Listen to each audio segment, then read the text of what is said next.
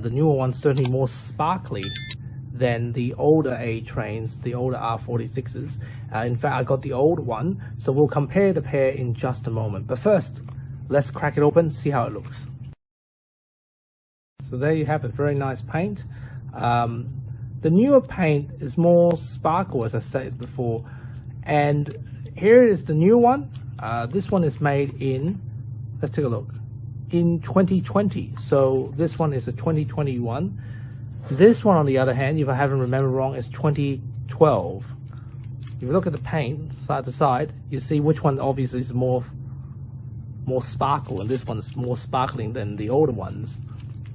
But having said that though, they're both the same train. Without further ado, let's give them a test run, see how it goes.